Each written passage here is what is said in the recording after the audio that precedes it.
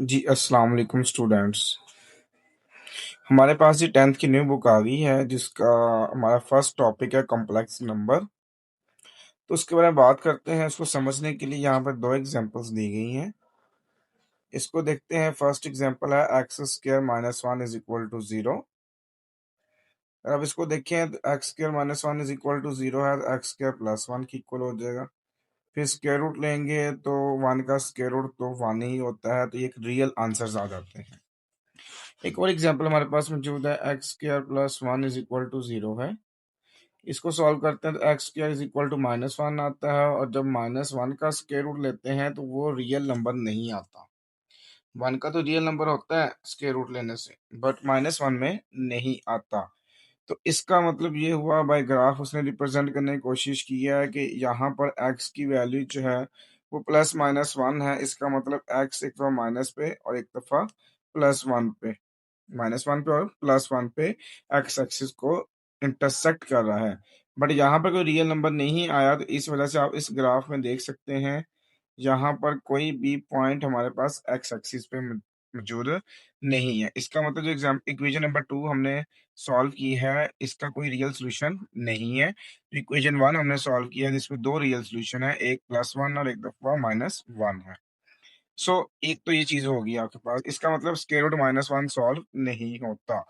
तो उसके बारे में मैथमेटिशियन था एक, उसने इसको नाम दे दिया, कहता है जी स्क्वायर रूट माइनस 1 जो है ना, उसने ये लिखा हुआ है जी एज एन इमेजिनरी। अब इसको डिटेल में पढ़ सकते हैं, सब कुछ ये वही है। उसने कहा है कि जब इसमें एक्स नहीं कट करता तो हम कंसीडर कर लेते हैं कि वो इमेजिनरी नंबर है जो कि स्क्वायर रूट माइनस 1 के इक्वल है। सो वहां से आप बात कर सकते हैं कि जी स्क्वायर रूट माइनस 1 को आयोटा का नाम दे दिया है, जो कि यहाँ पे मेंशन भी किया हुआ है कि आई से रिप्रेजेंट करते हैं, इसको हम पढ़ते हैं आयोटा।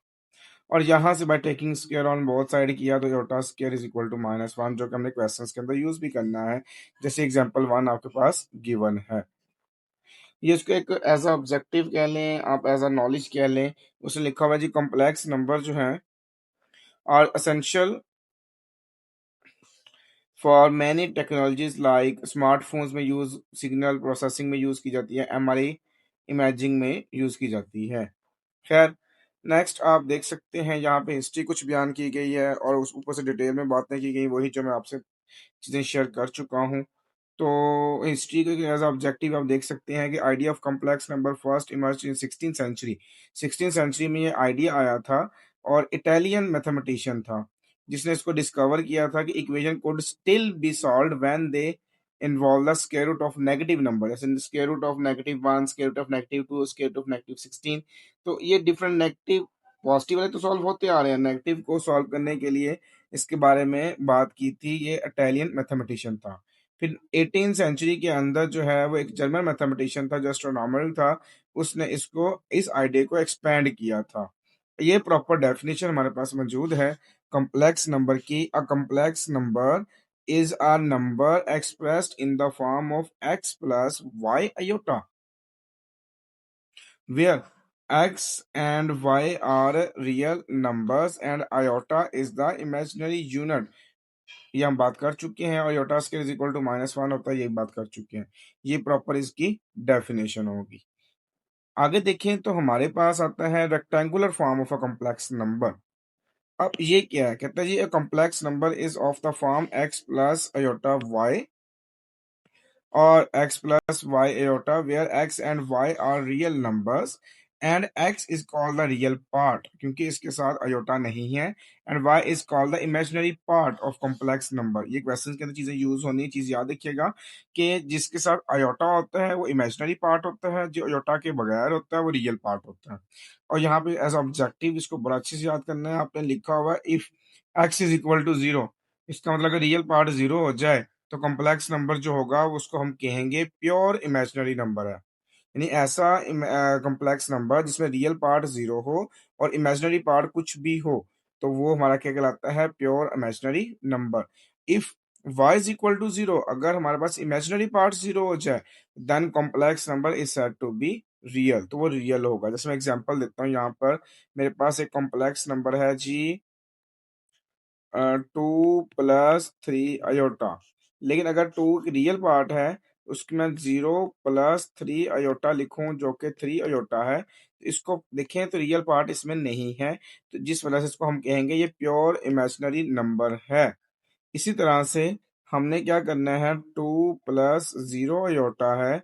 अब देखिए इसमें इमेजिनरी पार्ट 0 है, तो इसका मतलब सिर्फ ये रियल नंबर आएगा, इसमें इमेजिनरी नंबर नहीं होगा, यानी इमेजिनरी पार्ट नहीं होगा।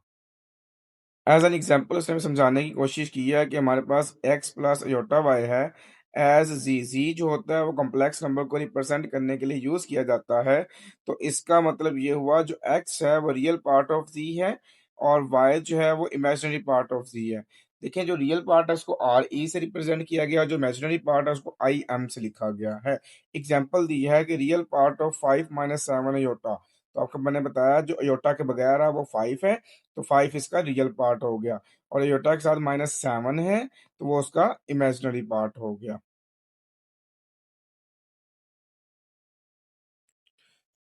नेक्स्ट आता है हमारे पास इक्वालिटी ऑफ कॉम्प्लेक्स नंबर कि अगर दो कॉम्प्लेक्स नंबर आपस में इक्वल हों तो फिर क्या कंडीशन अप्लाई होती है।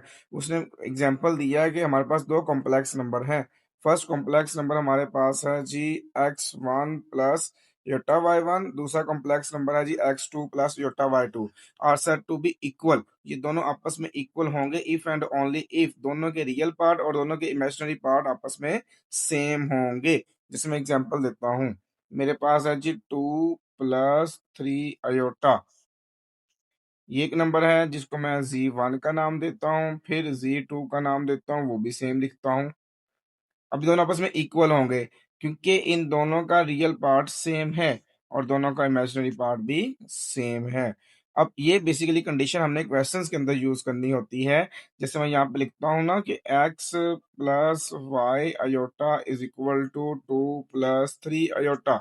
इसका मतलब x रियल पार्ट है तो वो रियल के इक्वल होगा और y इमेजिनरी पार्ट है तो वो 3 के इक्वल होगा। तो यही कंडीशन आपने क्वेश्चंस के अंदर यूज करनी है। यहाँ पे उसने एग्जांपल दी हुई है अल्फा बीटा के पॉइंट ऑफ व्यू से। Alpha plus iota beta is equal to -2 plus 5 iota. अब अल्फा जो है रियल पार्ट है तो -2 भी रियल पार्ट है, बीटा जो है इमेजिनरी पार्ट है तो +5 भी इमेजिनरी पार्ट है। तो ये उसने लिखा हुआ है क्वेश्चन में, सॉल्व करने के काम आएगा। अगर आप नेक्स्ट देखें तो एग्जांपल दी हुई है जो इससे रेलिवेंट आगे क्वेश्चंस भी होंगे एक्सरसाइज के अंदर, आप इसकी नज़र देख लीजिएगा। सो नेक्स्ट फिर हम अगले लेक्चर के अंदर एक्सरसाइज 1.1 सॉल्व करेंगे।